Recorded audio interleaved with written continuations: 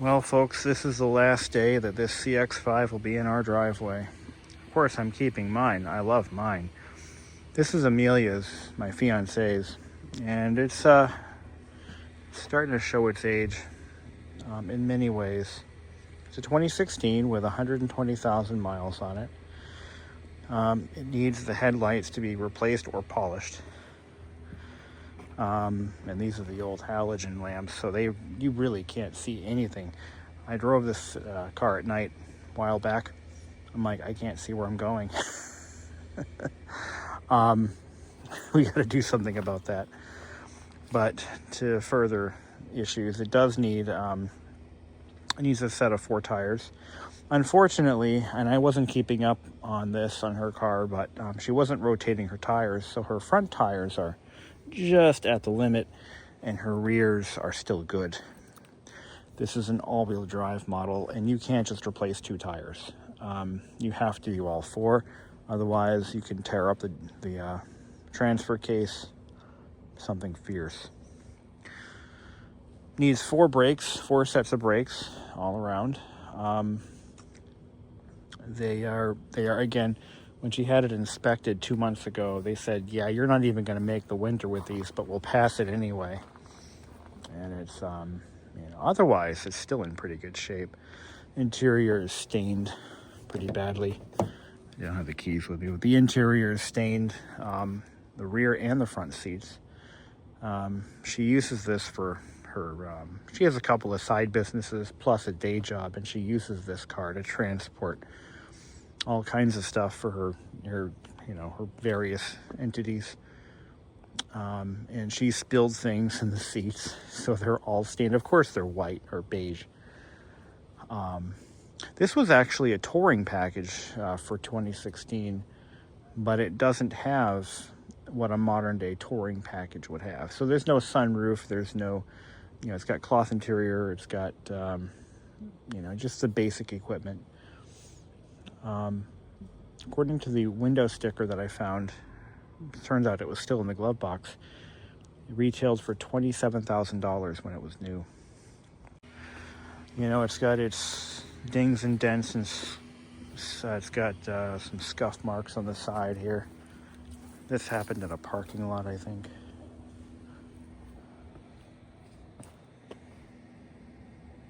Got hurt something in the trees. It's got this random dent that appeared out of nowhere. But yeah, it's a little worse for the wear. It's also developing some engine problems. I've been, about once a week, I add about 1.5 cups of coolant to the reservoir because it keeps going down. I can't find any leaks, so I'm really at a loss as to where it's going. I actually have a theory, and I don't like it. So I sat her down and I said, look, we got to put some money in this car. You're going to need tires. Winter's coming. We're having a snowstorm tomorrow, actually. And we need tires, you need brakes, and you've got this mystery coolant leak. And knowing what I know about engines, if there's no external leaks of any kind, that means it's internal. Coolant is not getting into the oil. It's getting into the combustion chamber, more than likely, and only a small amount. It's not gushing. It's a tiny amount of coolant, not really enough to be noticeable. But a little while ago, she called me in a panic saying her car was running funny and it was the engine light was on. I'm like, all right, just pull it in the driveway. I'll drive you to work. And I did. Turns out it was about 0.5 gallon low on coolant. The radiator was way down there. The coolant bottle was empty. So I topped it off, and I've been keeping an eye on it ever since.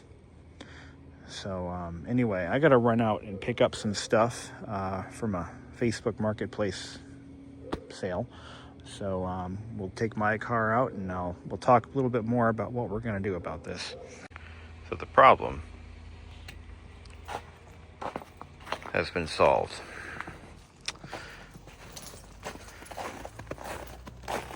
This is her new 2025 CX-5 preferred package, which is the same trim level as mine, but you can see there are some key differences here. Very small, though. Very small. The exterior trim is now body color. I think the grille is different, too. No, it's the same grille. Same lights, same grille. Basically, same equipment. But there are some differences that will actually make some of you folks who are hesitant on buying a CX-5 because of cylinder deactivation. People seem to blow that way out of proportion. I have it on mine. I've never had an issue. But the 2025 CX-5, the first three trim levels, the base model, select, and preferred, do not have it. The upper trim levels do, and the turbos don't have it. So the Signature and the Premium Plus, non-aspirated, normally aspirated, all have it. But the turbos do not. But it's exactly the same car. Interior on hers is parchment. So she has parchment seats. This is a nice look. I love this. This was not the intention. I'll talk more about that later. She actually were originally signing the deal on a blue over black CX-5. She's got the all-weather mats, and it also came with the carpeted mats, just like mine did. Car smells brand new. It is brand new. So this is a 2025 CX-5 preferred. Telescopic wheel, which she has not gone and adjusted herself. I'll let her do that. All the same equipment, same finishes, same everything. Exactly the same as mine, although I don't think my HomeLink mirror has two of these. Mine only has one. Interesting.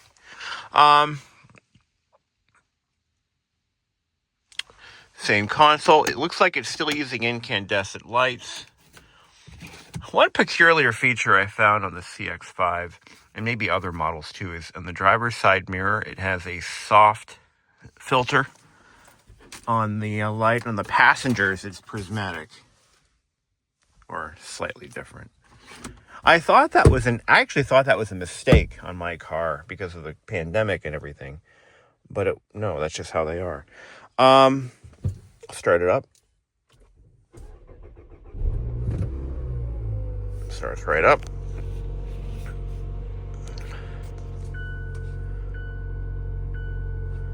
So same warning chimes. I thought they went to a polyphonic warning chime. One chime is different though. I think once you get underway, the seatbelt chime is different. We'll give that a try. This thing, I'm gonna adjust the seats because it has memory seats, just like mine does. And I'm going to adjust it for me, and then I'm going to program that as seat position number 2. There we go. Let's take it around the block. It's a brand new car.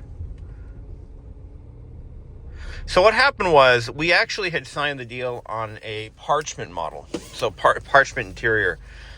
And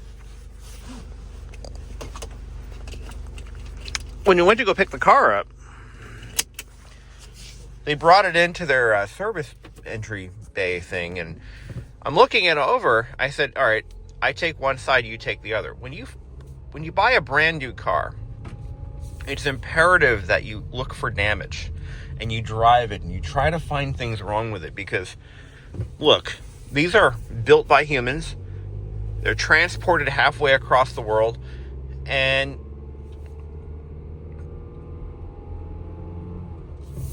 in that transaction, things happen. Stuff gets scratched, environmental pollutants hit the car, paint, things happen. The car is driven by no less than a dozen people in that process. Anything can happen. Yeah, it shifts like mine too. Here comes the heat. So you want to make sure that even on a brand new car, you have to be vigilant. And sure enough, it paid off, because that new car looks like it had some damage on the transporter when they rolled it off or something. I don't know how it happened, but there was a scratch on the roof near the center of the windshield. I'm like, hold up. I found it, and then Amelia found little spots on the hood. Yeah, it shifts just like mine. So that's good. That's reassuring. First shift out on a Skyactiv 6-speed transmission. The first cycle of this transmission is a little rough. That's just what they do. I've looked it up. It's completely normal. They all do it. But then it's normal from there on out. But as I was saying, on the hood there were spots in the clear coat. Yep, mine does the same damn thing. Holy shit. Yeah, so there are little spots all throughout the clear coat. I'm like, I went to the salesman. I said, we can't take delivery of this car. And I said, and I made sure we know that we don't own this car yet. Like, she didn't sign the papers yet. It's not hers. So I said, can you find me another car? Can you find me another blue over black? And he said, well, let's see what I can do. So he said, we have some on the truck on the way. But I'm like, we need to do this now before her car fucking blows up. Her head gasket was failing, and that's what prompted this. That's what prompted all this anyway. So I told him, really, you have to turn right here. Come on, buddy. So I told her, like, all right, if they can't find the exact color scheme, what will you accept? Like, what other car colors will you take? And Amelia really insisted on blue. This is what she wanted. And she says, I'll take a blue one. I'm like, all right, what about white interior, the salesman says. I'm like, well, or parchment, this color. Amelia really wasn't excited about the idea. So I told the salesman, to tell you what, I think if she sees it, she'll probably warm up to it on her own. So he said, okay, I'll be right back. So he brings back this car. Now this car had not been prepped. This car was disgusting. It had all kinds of stuff all over it, adhesives and glues and all this residue, and I'm like, all right,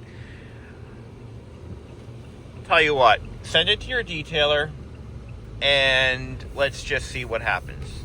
So that's what he did, and we bought it, or she bought it. It's her car, it's not mine. Now the other car, they offered to wet sand the hood, and I said absolutely not. We are not buying a brand new car that has been wet sanded. It's like Mazda paint is as thin as it is anyway. Like, we're not doing that. Because what happens down the road if we decide, oh, there's scratches on it, we want to get it, wet sanded and buffed? We can't do that again. You can do it once. You can't do it a second time. Not on one of these. Anyway, it worked out. She saw the new car, she saw the blue over parchment, and she fell in love with it, and here it is. It is no different from mine, but there's one feature that this car doesn't have, and I talked about it earlier, and that's cylinder deactivation. Now I'm going to show you how to tell if you're looking at buying one of these things and you want to know if it has cylinder deactivation. There's an easy way to tell, and I'm going to show it to you. You don't have to look on the Monroney sticker or look up the VIN or anything. It's if you're buying one used. So cylinder deactivation or active fuel management has been a subject of controversy. My car's got it. I've never had a problem with it. It actually does save you about 2 miles per gallon average. Whatever. I'll take it. And it's not that they've discontinued the feature, they just don't put it into their volume selling models. They put it into the premium ones, and that's all. Premium non-turbo. Alright. So let me go ahead and put this car in park here. So we're going to go into the CMU. So this is identical to the 2022. with the exception of this menu. Mine doesn't have this menu here. I don't know why. Take a look at this. So, another thing I want to point out before I get into it. Home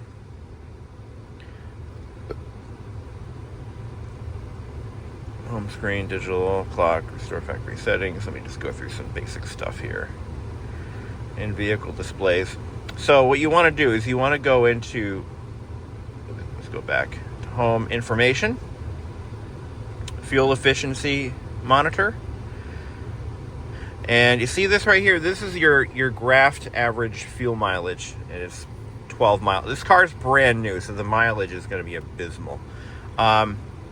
So press the button once. If you see some, I'm going to show you in my car because I got to run out and grab some stuff. I'll show you what it looks like on a real one. But you're going to see something called energy flow monitor. And if you click on that, it shows you a cutaway view of an engine with 4 cylinders. Depending on the state of active fuel management, those cylinders will light up to show you what's going on. So this car is, again, it's identical. I don't know if there's any difference in the info screen. Everything is so new, so it feels so nice. Kind of makes me want to go buy a new car myself, actually. It really doesn't. Why? This is supposed to... Oh, okay. So, service due in 40... No, we're going to change that. We're going to change that. We want her first oil change done early. So, we're going to go into... I believe it's under settings. I think it has to be done with the car off, actually. Information, status monitor, maintenance details, maintenance settings, next service date. I don't think so. We're going to do it at 3,000 miles. I think that's pushing it. First oil changes. Now, people may disagree with me. I don't care. Really don't care. But your first oil change should be done early. Okay? You don't want to be doing it at 5,000 fucking miles. Okay, guys? Don't do that. So we're going to do that. 3,000 miles. That's going to be her interval. And it should be less. I do mine at 2,500 or earlier. But you know what? It's fine. So now... service due in 3,000 miles. Car's got 40 miles on it. Yeah, this is all exactly the same. There's no difference. Take a look at vehicle settings. Of course, I'm comparing mine. This is a 2025. I'm comparing it to a 2022. So, turn signals, 3 flash turn signal. Wait a minute. Rear seat alert. Oh, that's interesting. Does mine have that? I'm going to find out in a minute. Rain sensing wipers, exterior lighting, interior lighting. Yeah, that looks good. She wants the automatic headlight timeout. Coming home, 30 seconds. Leaving home, 30 seconds. Doors. Automatic door locks. Relock time, 60 seconds. Keyless auto lock. I think she wanted that turned on. There we go. Turn all doors. Very nice. Now I got to set up the home link so that I can open my garage door with it. I forget how to do that, so I'm going to have to look that up. But again, everything is exactly the same except one little nugget of change here. And I'm going to show this to you. They went with a USB-C, and these ports are lighted, by the way. So they got rid of the USB-A ports in the front and put USB-C. The rear seats... Oh, shit. The rear seats are USB-A still in the center console. But anyway, heated seats. She really loves that feature. Mine has it, and she's like, I really, really, really want that. I'm like, okay, so we can't buy a base model. So we did actually look at all 3 trim levels in the before the premium starts kicking in. So she originally was going to look into a 2.5S, which is the base model. And the 2.5S still has radar cruise. It still has the same electronics basically. Doesn't have power seats, doesn't have heated seats. It doesn't have rear vents back here. There's no rear vents. It's a manual liftgate, so no power liftgate on that. Let me think. Really not that far decontented, really. Cloth interior. Has cloth interior. The 2.5 Select is the one that we drove after that. So she didn't want the 2.5S because she had to have power seats and she wanted a power liftgate. We should have went straight to the Preferred. It's only like $3,000 more. And when you're spending $30,000 already, what's $3,000? We looked at the 2.5 Select, and that gave you a power driver's seat. I believe it had heated front seats. And then you also got the rear vents in the console here for the back seat. The 2.5 Select, which Preferred, which is what we have here, adds a power passenger seat, power liftgate, and a sunroof. So you don't get the sunroof on any other trim below this, and everything works.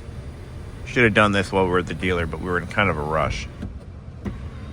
It's your vent, close. Yeah, it's a nice sunroof. I like this sunroof because it's not a panoramic sunroof, and those tend to shatter spontaneously. I used to own one with a panoramic. It was a Hyundai, but that sunroof actually started jamming up on me. And one thing before you buy a new car, you have to understand that some of these features can be devastating if they fail. A panoramic sunroof can easily total your car. Like, seriously. If it shatters, it costs almost $3,000 to replace it. Just understand that. As long as you understand that, you're good. Well, if it shatters and the frame has to be removed, you're looking at many thousands of dollars. And if your car is like 7 years old, the insurance company may say, you know what, we're not going to pay for that, or you may not have the money for it. And you can't drive a car without a roof, so, you could put some sheet metal over it if you want, some self-tapping screws. All right, let's go ahead and I gotta bring a whole bunch of stuff to the thrift store on my car, so I'm gonna go ahead and shut this down. Yeah, let's take a look at the engine. So the active fuel management solenoid would be somewhere around here, and I'm not seeing it. Actually, that looks a little different. I don't think mine has this device here. And that looks like that right there is a sediment trap for the, yeah, interesting. I don't have that on mine, do I? So these ship with cheap batteries. Mazda is not known for putting quality batteries in their cars, by the way. That's a 3-year battery. Mine's almost due.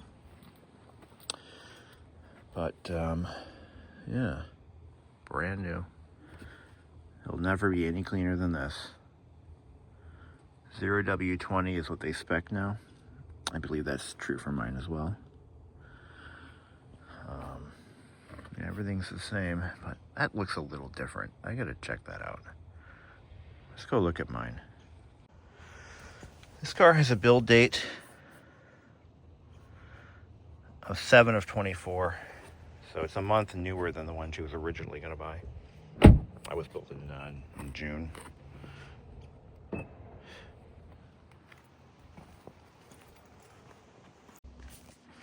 take a look. This car needs to be cleaned. It is gross. Let's get in there. Just put new tires on this one. I went with Vredesteins.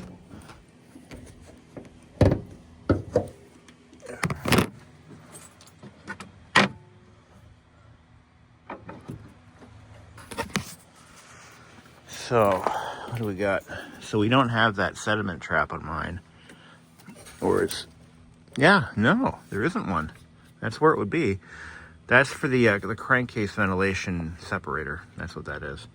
And it's attached to this line here. I bet I could retrofit one though. But there's the cylinder deactivation solenoid right there. There's one of those. There should be a couple of those. I think that's where it is. It's either there or it's in the back. I'm not sure because there's one on both sides. I've seen a.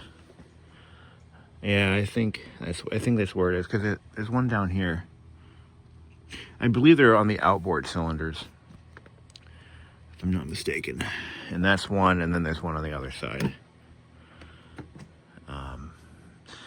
But yeah, interesting how they improve the crankcase ventilation. What the hell is that thing called? What it does is it traps oil and other things coming out of the crankcase so they don't get sucked back in. That's what that is. I'm pretty sure that's what that is. And let's pull this cover off. This car's got it's too cold, I don't want to break it. This car's got 40,000 miles on it, so still in pretty good shape. Pretty well cared for. I put a lot of effort into caring for this vehicle, so I hope it rewards me with many years of use. But yeah, I'm seeing some improvements in that newer one. So here we are in my 2022. And if you want to know if these have cylinder deactivation, just go to information. Vehicle fuel efficiency monitor, and then energy flow monitor pops up. If you press the center button, you might get this fuel efficiency history, but you see there's another option there. Oh, I forgot to mention, the 2025 has a touchscreen. Yes, it does. The 23, the 22 doesn't. The 23 maybe, depending on trim level, I'm not sure. But the 2025 absolutely has it. I didn't even have to enable it. It was already turned on. But it works when you're in park, if I'm not mistaken. So I don't believe it works when the vehicle is in motion. So Mazda there's another CX-5. There's a lot of CX-5s in my neighborhood all of a sudden. We have two. The neighbor's got one. This guy's got one. I see them popping up more and more lately. But just to show you how versatile the CX-5 is, I mean, I've got an entire desk back there. I've been transporting a lot of furniture of this car lately. I've been, buying furniture off Facebook Marketplace that I like and then getting rid of stuff we don't like. You see that first shift, it's long. It holds on to that. When that blue light's on, it doesn't shift as nicely when that blue light is on. And that's normal. That's totally normal. See, it smoothly engaged second, third. Yeah. And then that blue light's going to come off any second now. You can see the heater is starting to blow hot air, so that means the car is warming up. These do warm up pretty fast. Yeah, the CX-5 does have a pretty quick warm-up time, and it's probably a lot in part to the just the way the engine is designed. It has that electronically controlled coolant valve, CCV. I have actually toyed with the idea of trading this in. I'm completely serious. I was thinking about bumping up to a better trim level. I have quite a bit of equity in this, so I could just it'd be a wash, really. I don't owe that much on this car right now, so compared to its value. Which is my next point. The CX-5 seems to hold its value pretty well. So this car, 3 years ago was $32,000. it is still worth, as a trade-in, it's worth about 21. Retail, this car sells for used. Because we looked at some used ones before we had her, before she bought the new one. We were like, what about a used one? We could probably get something, little less expensive. Not really. You'd be saving it by. I figured out that, vehicle for vehicle, like we're talking two identical vehicles, a brand new one and a used one. We'll take mine for example. They had a 2022 CX-5, and they had it advertised at, and it was a preferred package. I believe they were selling it for $27,000. When a brand new one with no miles, no wear and tear, a full factory warranty, and some design improvements was going for $33,000. I just don't see the economy there. I don't, and you get a better interest rate. So that's another thing with dealer finance. So if you finance through the manufacturer, Mazda is paired with Toyota, so they're using Toyota Motor Credit as their finance arm right now. I guess Toyota owns a portion of Mazda and Subaru. I think all three of them use Toyota Motor Credit. Because of that option, they're offering a ridiculously low interest rate, basically an interest rate that you would get pre-pandemic, essentially. I want to say it's 3.4% for qualified buyers. So, had to get myself a nice coffee in this frigid morning. No, it's afternoon, I guess. It's not morning anymore. But anyway, I want to talk a little bit about what this car has cost me. And I don't have the exact figures here, but I've had this now for 3 years, 40,000 miles. And I would expect more of the same from Amelia's car. So I've had 2 warranty claims, both fairly minor. One of them was for a headlight beam adjustment motor. So these have self-adjusting LED headlights. And in order to ensure that those lights are not blinding oncoming drivers, there's a system in place that automatically levels them off when the car is laden down with weight. Now, the problem with that is it's a mechanical system in a mechanism that is traditionally fairly static. Headlights used to be a simple lamp or a bulb mounted to the front of the car with a clamp. Then they went to sealed beams that are modular. They have a removable bulb in the back, but the rest of it stays, part of the car. And that was it. Now, today's headlamps are a little more complicated than that, whether they be HID or LED. Now, the LED lamps in these Mazdas, they actually are fairly complex, and they're very expensive. A simple headlamp, just the part alone, can cost you almost $1,500. And the bulbs are not replaceable. That's not a separate service part. It's an entire assembly. So there's electric motors that actually adjust the lamp up and down. And in more premium cars, they actually have another motor that goes side to side, so that they're called adaptive. And so they can actually follow the steering wheel. My neighbor's car has this. It's a cool feature. Kind of wish I did, even though it's, it could lead to heartbreak as the car gets older. But anyway, one of those motors had failed in my car, in my driver's side headlamp, and it had to be replaced under warranty fairly early on.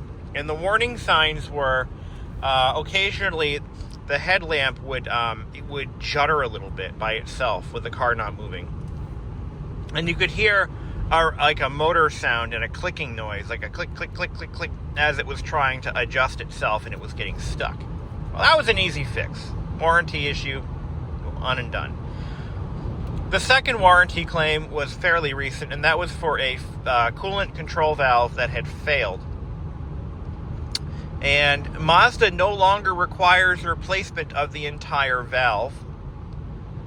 It is now there's a service kit that they can install. It doesn't cost that much. It's about a $30 kit if you were to buy it from the parts department, and doesn't even require removal of the entire assembly. So it was a quick and easy in and out procedure, and they took care of it, and all's well. I am fairly aggressive when it comes to maintaining my car, and I mean aggressive. Like I don't leave anything to chance. I actually had all of my driveline fluids changed at the dealer, because I do trust the dealer. They have been good to me. They've been good to Amelia. I don't think they're out to rip me off. Their labor rates are a little on the high side, but all dealers are. So I brought it to the Mazda dealer, and I had all fluids changed. That's coolant, transmission, brake fluid, engine oil, transfer case, and rear diff. All of it changed. It cost me just about $1,000 to have all that work done. I could have very well done it myself. I just don't want to. But to give you an idea, at around the 40,000 mile mark, it's about time to change those fluids. A lot of automakers, including Mazda, advertise lower maintenance costs by not pushing those service intervals. I wish more consumers understood the rationale behind this. I really do. Because a lot of folks don't understand vehicle maintenance at all, why it's important, and what to do and when to do it. So I'm going to break it down for you guys. All automakers use basically the same fluids in the same basic mechanical systems. But some automakers choose to downplay the need for changing these fluids because it looks better. So Consumer Reports just did an ownership, what was it called? It was a vehicle cost of ownership over a set period of time for all major automakers. And Mazda and Toyota and Subaru, of course, were near the top, if not the top.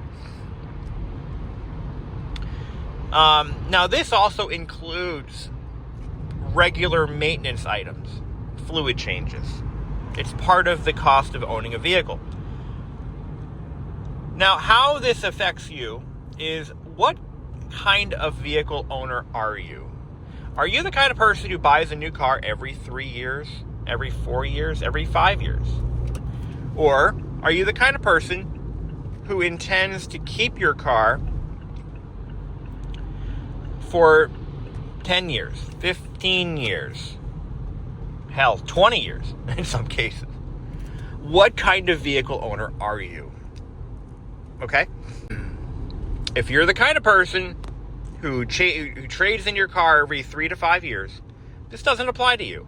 Any car on the market today can get by with routine oil changes and maybe a few additional services. But for the most part, any car should go 5 years, 100,000 miles with routine oil changes, and you shouldn't have any dramatic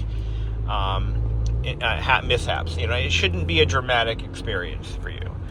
But if you intend to keep your car much longer than that, or if you're the kind of driver who racks up the miles, let's say you keep it for 5 years, but you put 250,000 miles on it. And yes, those drivers do exist. In fact, there are many who do far more than that.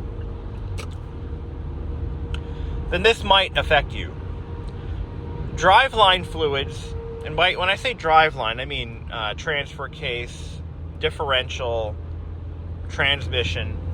Those fluids are often overlooked by the casual consumer. By most people, those are overlooked because the manufacturer advertises those as lifetime fluids. That is not true. They may say that. They may claim that. They may want that to be lifetime, because you've got to understand that their job is to sell you a car. They want to sell you a car, and they want to make it look good. All right, this car is cheaper because, look, you don't have to change the transmission fluid ever. It's lifetime fluid. You never have to change it.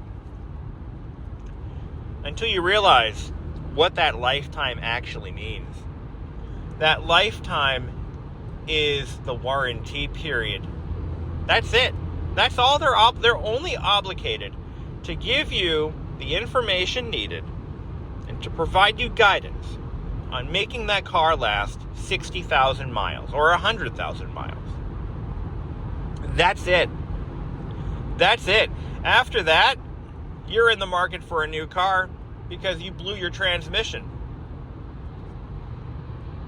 So they're hoping you come back and say, hello, Nissan, I would like a new car. I said Nissan on purpose.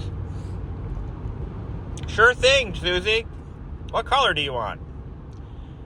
Now, if Susie had changed her transmission fluid at 30, 40, hell, even 50,000 miles, that transmission might have survived. It might have been able to live on another 30, 40, 50,000 miles until it needs to be serviced again. Now, some transmissions are built better than others. Toyota's Aisin transmissions and even Mazda's Skyactiv transmissions are pretty well built. And yeah, you can go 120, you can go 150,000 miles without servicing it. But the longer you go, the less protection that transmission is getting from its fluid. You've got to understand fluid, transmission fluid, gear oil, brake fluid, they're all wearable items. They wear out. They lose their effectiveness. They get contaminated with particles throughout the wear-in process. In the case of brake fluid, it's a hygroscopic fluid, meaning that it absorbs water. Now, fortunately for brake fluid, you can buy a test strip. Seriously, they actually sell fluid test strips. You can dip it in your brake fluid reservoir, and it detects moisture. If the moisture content is low and the brake fluid is relatively clear, roll with it. But as that fluid turns black, that means it's getting contaminated with particles from somewhere and should be flushed out. Those particles cause wear and tear on your brake system. The moisture in the fluid actually causes pinhole corrosion in the brake lines internally. How many people, I'm going to show of hands, how many people here have changed their brake fluid within the past 3 years? Probably none. Probably one or two. I know who you are. You need to change these fluids regularly. The manufacturer may not call out a particular maintenance interval on some things, but that doesn't mean they don't need to be changed. They only need to be changed if you intend on keeping the car, or you want to dump good quality used cars back into circulation when you trade it in. And I get it, it's expensive. For example, the transmission fluid change alone. So Mazda specifies Mazda does not want their transmissions flushed. In fact, I think the industry is moving away from transmission flushes and back into drain and fills. Because flushes can actually cause damage. Yes, they can. So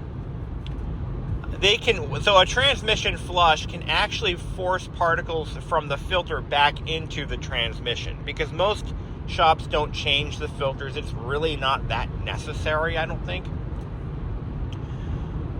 But those particles can get lodged where they don't belong. So Mazda's official, according to the dealer, they do two drain and fills. What they'll do is they'll warm the car up, they'll drain the transmission out and refill it. Then they're going to run it for a few miles, or start it up and just run it. And then they're going to do it again. And that's what they do to their transmissions. It's less intrusive. It costs a little bit more in fluid, but the result is, you basically give that transmission a new lease on life. You're replacing all that dirty fluid that's not protecting anything and contaminated with, particles, metal, clutch particles. There's clutches in automatic transmissions, by the way. So those clutches, they're wearable items. They get into the fluid and they contaminate it. So basically, they're just changing all that out, putting fresh fluid in, and you're good for another 40,000 miles. Now, the other thing is all-wheel drive transfer cases, differentials. These are another one that's often very much overlooked. And I have heard horror stories about some vehicles that have grenaded their transfer cases and their differentials because they never change the fluid. And you might get 100, maybe 120,000 miles, no problem. So it becomes an issue for the next owner, or you end up replacing those entire components. Folks, don't overlook this stuff. These cars are expensive. We just paid $33,000 for one of these. I paid the same amount for mine. And you want it to last. You buy a quality car because you hope it lasts. You bought a Japanese car because it's built right. So keep it on the road longer and just take care of it. Mazda, by the way, is one of the few manufacturers that still has a transmission dipstick, with one caveat. It's in a location that is relatively hard to get to. You have to get to it from underneath, and you have to pull down the belly pan to get to it. But by George, it's there. I've seen it. And you can use that dipstick to check the fluid level and the quality when it's in a service bay. Most automakers don't do any of that. But that doesn't mean you can't change the transmission fluid. It's expensive. I get it. I think it was $300 to have that done. That was one of the most expensive jobs I've had done to this car. But to me, it bought me a little bit of peace of mind knowing that if I choose to keep this car for 10 years, I should be okay. And if I trade it in early, then the next person doesn't have to think about it. They may not know it's been done, but they don't have to worry about it. Little gift from me to them. Because I have money to throw around. But seriously, take care of your cars.